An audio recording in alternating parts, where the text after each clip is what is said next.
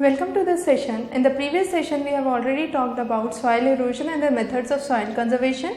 Today, we will be talking about the various factors that affect soil formation and the soil forming processes. So, the first thing that we would be discussing today is the factors that affect soil formation. Now, you might be surprised as to what does this code word mean. So, that's a way you can remember the factors that affect soil formation. The first three factors that I have taken into account are considered as active factors, and the last three factors are passive factors. Now let's first discuss the active factors. The first is the climate. The climate of any region affects the type of the soil. So soil is affected by climatic conditions. So if there is a kind of very dry weather, the soil would be desert soil. Climate directly and indirectly affects the soil. If I say directly, I mean by means of rain or wind. If I say indirectly, it can be by the flora and the fauna that exist in the region. The next is the organisms. It includes plants, animals, and other microorganisms. So when we talk about plants, animals, microorganisms, they all affect the activity, the formation of the soil. For example, if you have lot of earthworms in the soil will become porous. The next is the vegetation. As we have already talked about the root system, some roots hold the soil very firmly as compared to other roots. So vegetation is another important criteria that affects the soil formation. Now let's go on to the passive factors.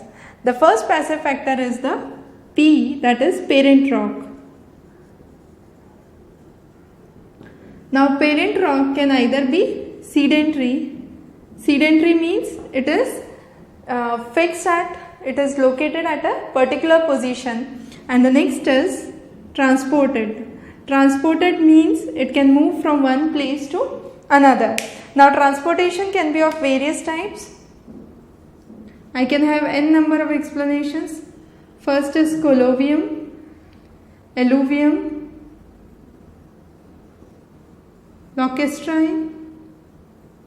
So what does lacustrine means? Lacustrine means near the lakes. Colluvium means due to glaciation. Alluvium means due to movement of water particles. Then you have aeolian, that's due to wind. You can have moraines, that are glacier remains. So there can be various types of transportation material that can take part. The next is R. R means the relief. The relief of the region can vary from, say, flat areas with 0 to 5% of slope. A slope of greater than 30 is considered as steep slope. Then around 10 to 15 degrees percent of the slope, I would say it is a kind of rolling hill or rolling slope. So the relief also affects the soil formation. And last is T, which stands for time. Usually in case of soil, we also call it as pedological time, and that denotes the time that is taken for the formation of the soil structure, and usually it is considered in thousands of years. So these were the basic factors that affect the soil formation. Now let's understand the processes. When I talk about processes, I broadly classify the processes into four types. The first is addition, the next is losses, the third is translocation, and the fourth is transformation. So these are the four processes I usually talk about. That is addition, that is addition of either leaves, humus, or any kind of layer of sand, that would be addition. Losses can be due to various factors. They can be due to erosion, they can be due to weathering, they can be due to leaching. Then is translocation and transformation. Now let's understand the difference between translocation and transformation. Translocation is movement from one part to another. So translocation involves kind of capillary action, leaching process. So under translocation we would be talking about capillary action. I can say translocation includes leaching. So due to rainwater, what comes down, the top layer of the soil gets off or the humus gets removed. Then you have eluviation, that is removal from the top layers, and eluviation, that is deposition into the lower layers. Then you have transformation. Under transformation, we would discuss about two specific things, that is A, redistribution, and B, reorganization. So redistribution means distributing the same particles again, and reorganization means either I am changing the shape of the particle or kind of changing the process of arrangement of the soil particles. So transformation can be either through redistribution or reorganization. There are various processes involved in transformation. The first and the foremost is pedotermation.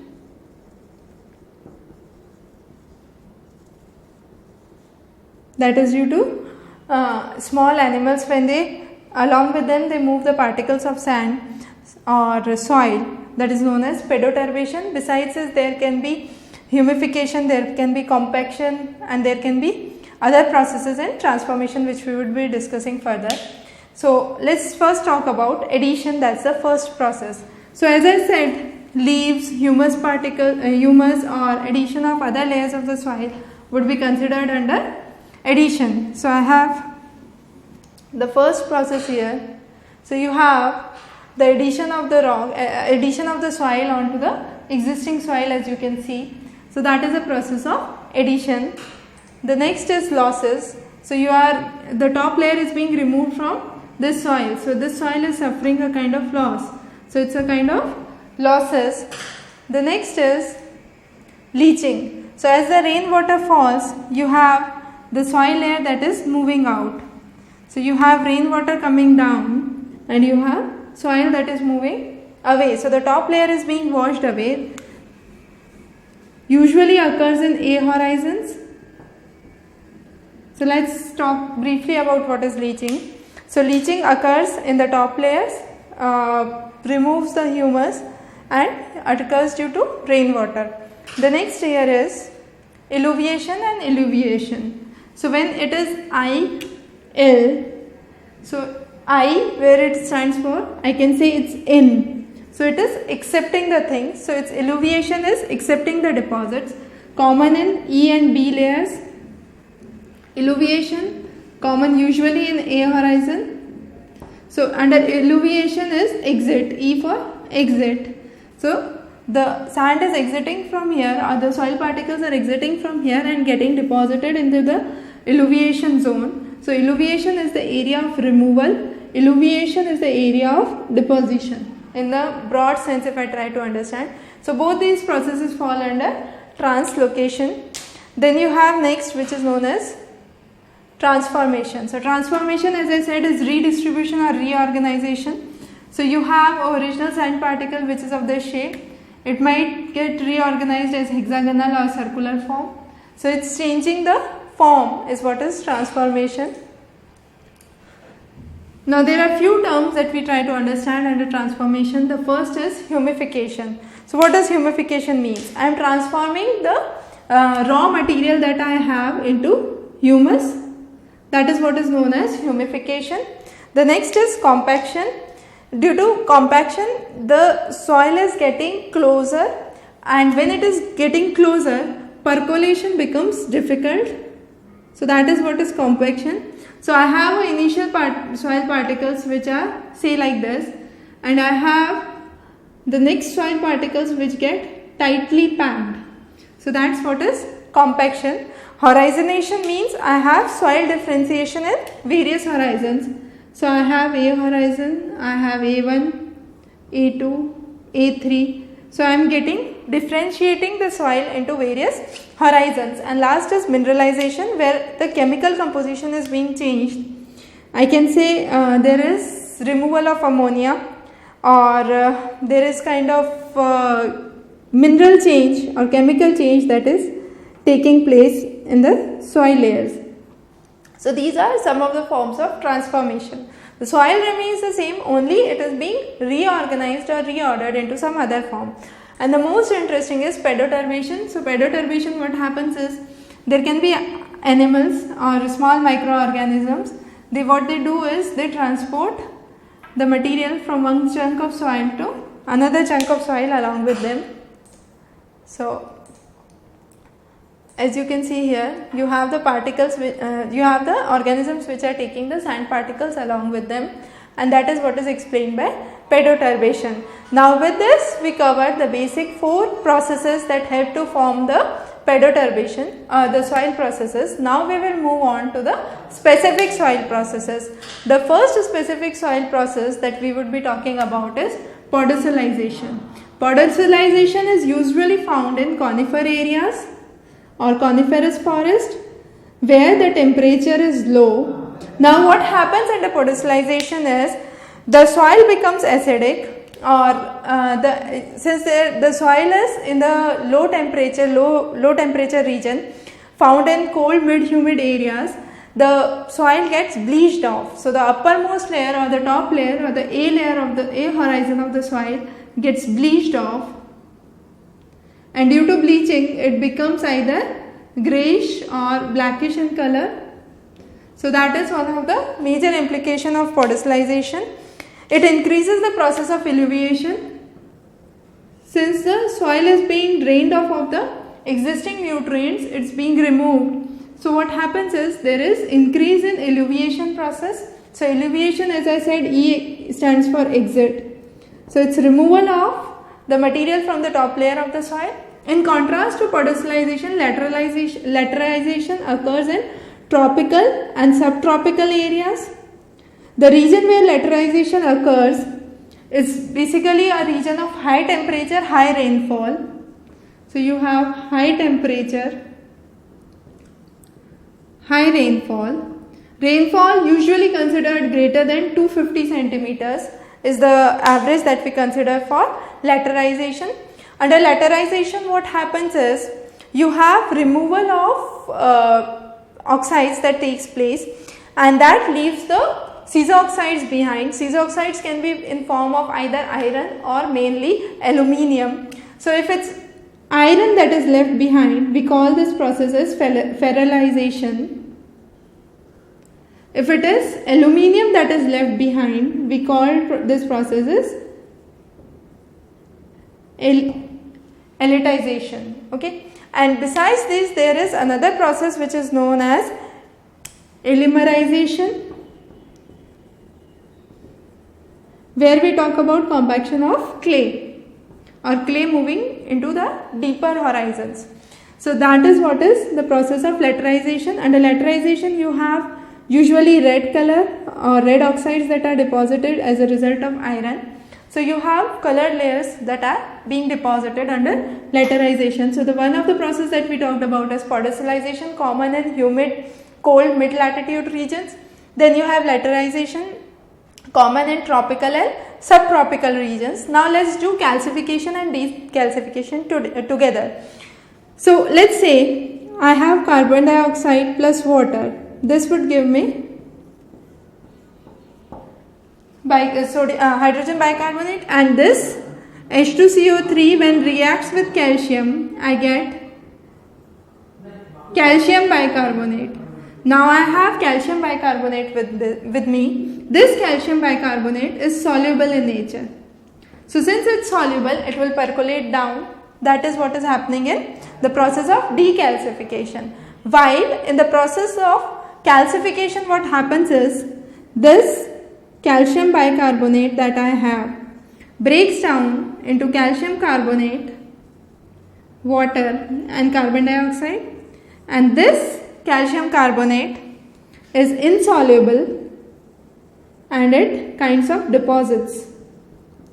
So what happens under the process of calcification is this calcium carbonate gets deposited as cations in B horizons usually. In contrast to this, under process of decalcification, the leaching of calcium carbonate occurs, and this calcium carbonate, when it is leached down, it forms calcium bicarbonate. So when it is leaching, it again combines with water and carbon dioxide and forms calcium bicarbonate, and this, which is soluble, leaches down, and this is what happens in the process of decalcification. So we have the process of calcification where insoluble calcium carbonate gets accumulated in the top layers in forms of cations in B horizons, while in decalcification, reverse of calcification takes place, that is leaching of calcium carbonate takes place, and it forms calcium bicarbonate, which is soluble in nature. So these are some of the processes of soil formation. Now let's move on to the next important processes under soil formation. It is known as salinization or desalinization. Now salinization is also known as solonization or alkanization. In contrast to it, desalinization is known as sodalization, and this is solonization. So solonization is salinization, and sodalization, since it's D here, it stands for desalinization. So that's the best way to remember. So for D, so rather than getting confused with MCQs and other questions, it's important that we try to remember using some mnemonics. So you have solonization, that is salinization. In contrast to that, sodalization is desalinization, and this sodalization is also known as dealkanization. In contrast, salinization is known as alkanization. So what happens under salinization is you have addition of sodium that takes place, while in desalinization, as the name suggests, D means removal, so there is removal of sodium. So removal of sodium takes place in desalinization. So under desalinization, what is happening is you have hydration of sodium ions that is taking place. As a result, there is concentration of calcium and magnesium that is causing this dispersion of sodium ions. The next few terms that we would be discussing today are glaciation. Now glaciation is usually formed due to poor drainage or accumulation of organic matter. So what happens under glaciation is iron is converted into soluble iron form. Since there is poor drainage and accumulation of organic matter, the reduction of iron takes place. So iron comes out into a soluble iron form that goes and leaches down. When it leaches down, there is a kind of surface layer that is glazed, and that is known as glaciation. The next is lixiviation. Under lixiviation, you have mechanical removal of finer particles from the soil. So you have that soil, and from the top layer of the soil you are mechanically removing material. So that is known as lixiviation. The next is rubification. What happens under rubification is iron is released to form free oxide. So you have iron that is released to form free oxide. The top layer under rubification is known as ruthenium, and this iron which is released as free oxide forms a non-laterite coating over the surface, and this non-laterite coating, which is later on known as ruthenium, is established under the process of rubification. The last is argillization. Under argillization, clay formation takes place. So you have, under the process of argillization, you have clay formation that takes place due to any chemical composition or chemical change that is taking place. So these were some of the specific processes that we have talked about dealing with soil formation. So today what we have discussed is the factors that affect the soil formation, the four major processes of soil formation, that is additions, losses, translocations and transformations, and some of the specific soil formation processes. In the subsequent classes, we would be talking about the process of deforestation and more. You can subscribe to Exam Race channel for any further updates, and have a good day ahead.